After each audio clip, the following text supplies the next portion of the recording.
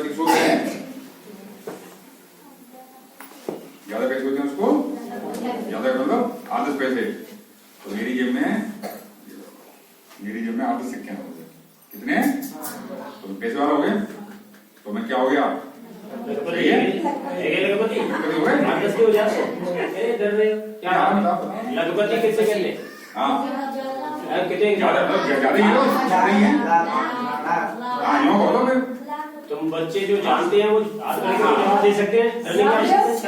तो ऐसा व्यक्ति जिस पर लाख रुपए हो या लाख से ज्यादा हो, या लाख रुपए का खेत हो, या लाख रुपए का मकान हो, लाख रुपए की मोटरसाइकिल हो, लाख रुपए का ट्रैक्टर हो, जो भी चीज हो, लाख रुपए लाख से ज्यादा भी हो, तो उसे क्या कहते हैं? लखपति कहते हैं ना। एक शब्द होता है हर लखपति, इसका क्या मतलब है? लखपति का आधा यानी 50,000। तो 50,000 रुपए मिलने का अवसर मिलता है जब आप कक्षा 8 में पढ़ते हो। तो कक्षा 8 में पढ़ने वाले बच्चों के लिए एग्जाम होता है, उसका नाम है NMMS।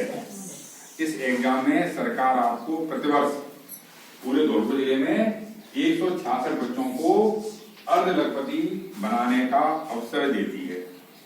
अब जब आपके ऊपर है, आप उस अवसर को लेना चाहते हो या नहीं लेना चाहते हो। तो जो कक्षा 7 में बच्चे पढ़ रहे हैं उनके लिए अब जुलाई अगस्त में मौका आएगा।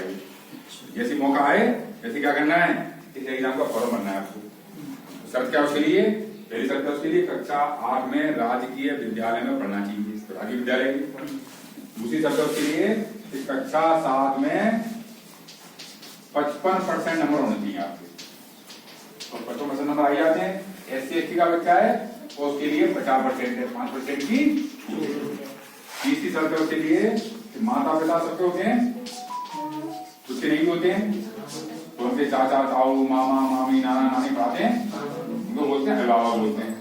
तो इसके माता पिता हो या अभिभावक, उनकी वार्षिक आय 3.5 लाख रुपए से कम उनकी। तो जनरली सरकारी स्कूल में पढ़ने वाले, गांव में पढ़ने वाले बच्चों के माता पिता की वार्षिक आय 3.5 लाख से कम होती है। तो तीनों शर्तों में आने के 50 साल फॉर्म को भर सकते हो।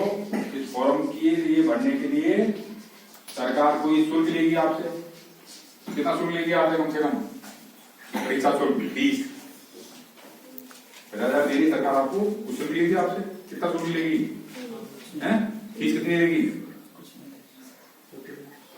कुछ तो लेगी 300 रुपए। कितने लेगी?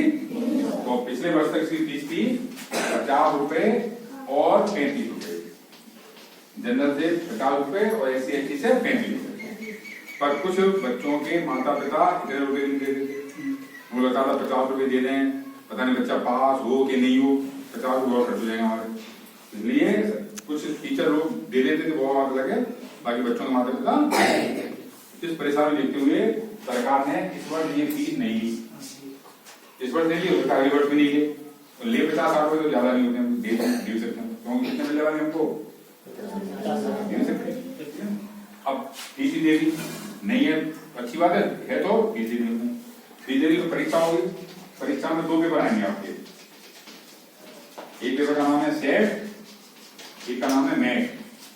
सेट का मतलब है शैक्षिक योग्यता परीक्षा और मैट का मतलब है मानसिक योग्यता परीक्षा। 2 तरह के पेपर होंगे आपके। दोनों तरह के पेपर में 90 प्रश्न होंगे। इसमें भी 90 प्रश्न होंगे, इसमें भी 90 प्रश्न होंगे। प्रत्येक प्रश्न 1 अंक का होगा, 90 अंक के प्रश्न हो गए। और प्रत्येक पेपर को करने के लिए 90 मिनट का आपको समय मिलेगा। 90 मिनट जुड़ के कितने मिनट हो गए? 180 मिनट। यानी कितने घंटे? 3 घंटे हो गए। 3 घंटे के साथ में आधे घंटे पहले एग्जाम रूम में जाना पड़ेगा होमवर्क की पेपर भरने के लिए। 3.5 घंटे का पेपर हो गया। फिर जहां सेंटर पड़ेगा आपका धौलपुर पड़ेगा, जहां सेंटर वहां आने जाने का समय। तो 1 दिन पर जल्दी पहुंच जाओ, एग्जाम देके आओ। 3 दिन जाना साल में, परीक्षा भी आए, पास हो गए, 1,000 बच्चों में नंबर आ गया आपका। तो अब लाभ क्या है इसका? तो इसका लाभ है कि आपको कक्षा 9 से 12 तक कितने वर्ष हो गए? 9 से 12 तक 4 वर्ष हो गए। 4 वर्ष हो गए। और 1 वर्ष कितने महीने होते हैं? महीने 12 महीने होते हैं। तो 4 गुणा 12 कितने महीने हो गए?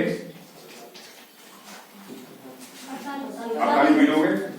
सरकार 1,000 रुपए महीने के हिसाब से आपको पैसे देगी। कितने रुपए हो गए? 48,000 रुपए सरकार ने आपके बैंक खाते में 48,000 जमा कर देगी सरकार। अब कितने चाहिए हमको? कितने कम रह गए? 2,000 और मिल जाए तो कितने हो जाएंगे? हम क्या बन जाएंगे? तो कितने बच्चे ऐसे हैं जो आप में से कक्षा 8 में पहुंचने पर इस पेपर को देना चाहते हैं? वो हाथ उठाएं। कोई भी नहीं। तो समस्या है, पढ़ना पड़ेगा उसके लिए। पहले पढ़ो, फिर एग्जाम देने जाओ, फिर पैसे मिले, फिर पैसे खर्च करने जाओ। समस्या है, इसलिए एग्जाम नहीं देना चाहिए। ये तो पढ़ना नहीं जानते, सिर्फ नहीं पढ़ सकते, पढ़ना नहीं जानते हैं क्या? तो फिर आपके क्यों परेशानी क्या है? आप बताओ जो पढ़ना जानते हैं तो बस 2 बच्चे, बस 3। जब भी कक्षा 8 में आओ, कक्षा 8 में जब भी आओ, 7 वाले वो तो अगले वर्ष आ जाएंगे, अभी आ जाएंगे जून में आ जाएंगे।